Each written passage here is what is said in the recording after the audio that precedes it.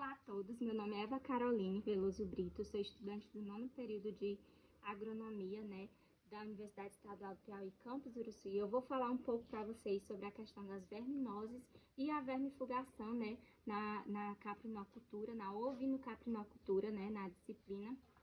Tá falando um pouco aí para vocês alguns sintomas, quais são a época certa de vermifugação e como controlar também, esses endoparasitas que causam tanto prejuízos aí na ovinocaprinocultura. Então, pessoal, o que é, essas verminoses? Essas verminoses nada mais é, que endoparasitas, que são aqueles que vão ficar no interior do animal, de grande importância aí na caprinocultura. Eles são causados pelos helmintos, que são os vermes, Os animais afetados por esses endoparasitas, por esses vermes, eles vão apresentar aí um baixo desempenho produtivo, Se for um animal aí de produção de leite, ele vai apresentar uma queda na produção de leite, podendo também, em alguns casos de infecção, ter uma anemia, que é algo que é diagnosticado pelo método FAMACHA, o grau de intensidade dessa anemia. E a gente sabe que animais com anemia, eles vão ficar muito debilitados.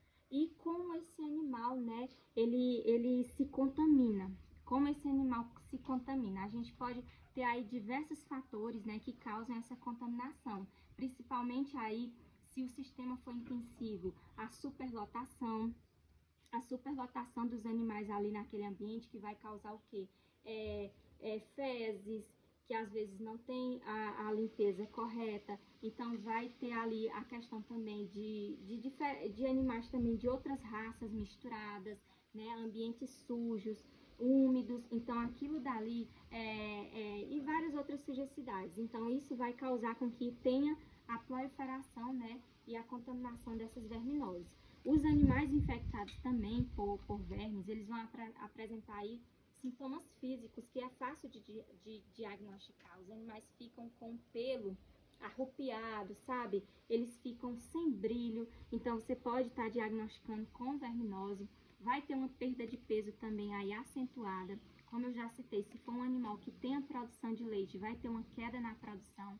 E quando infectados, por esses parasitas, esses endoparasitas, vermes, eles vão apresentar aí também variados graus de anemia, que isso pode ser diagnosticado pelo método FAMACHA.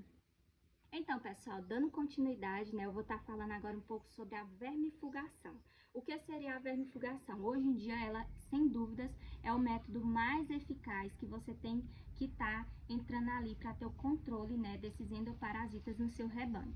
Então, os vermífugos, eles são as ferramentas aí importantes e que devem ser muito bem utilizadas, nas aplicações, porque você tem que ter várias restrições, uma mão de obra ali tecnificada, e tem que ter algumas restrições e cuidados para que tenha o melhor desempenho, ali desses vermífugos no seu rebanho, para que aconteça de maneira eficaz.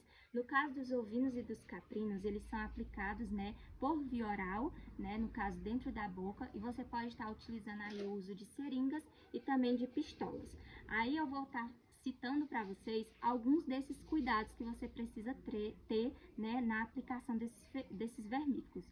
Um deles, sem dúvidas, e um dos mais importantes, é a restrição alimentar. O que seria essa restrição alimentar?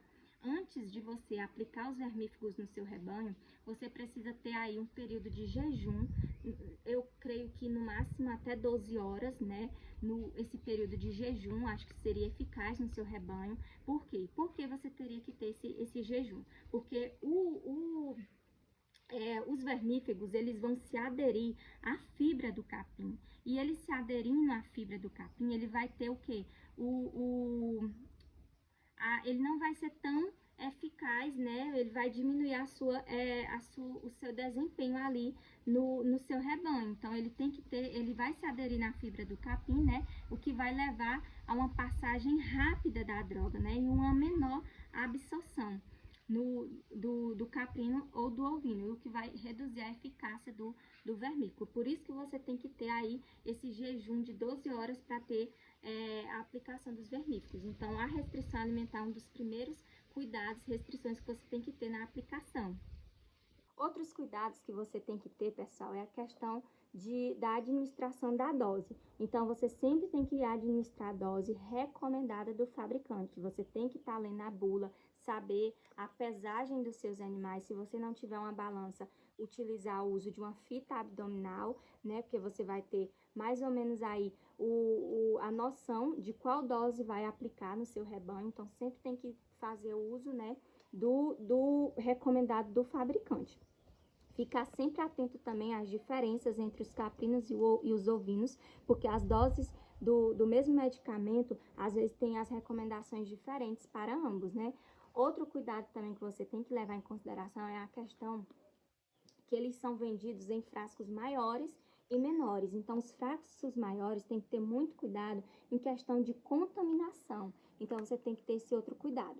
Outro cuidado, né, é uma restrição importantíssima que não pode faltar, é a questão do posicionamento da cabeça. O que seria esse posicionamento da cabeça, né? Ela pode influenciar muito a questão na absorção desses vermífugos e também pode estar causando aí até mesmo contusões, inflamações, e você está prejudicando ali, né, o animal para a entrada ali de micro-organismos e até mesmo virar futuramente uma lesão. Então, você tem que saber o posicionamento correto da cabeça. E outro ponto que é bastante importante que você tem que levar em consideração é a questão da dose e do final, né, do vermífugo que ficou no frasco. Nunca, de maneira nenhuma, você tem que utilizar novamente. Então, se ficou dose ali na pistola, não pode colocar novamente no frasco, você tem que descartar. Então, você tem que fazer essas recomendações certinha para você ter uma boa vermifugação do seu rebanho. Então, pessoal, e para finalizar, né, eu queria falar um pouco sobre a questão dos métodos de controle dessas verminoses. O que você estaria fazendo ali de medidas para que você controlasse essa proliferação ali desses vermes no seu rebanho. Primeiramente, os animais acometidos você tem que separá-los, né? Os animais que eles são mais acometidos você não pode deixar eles juntos com outros.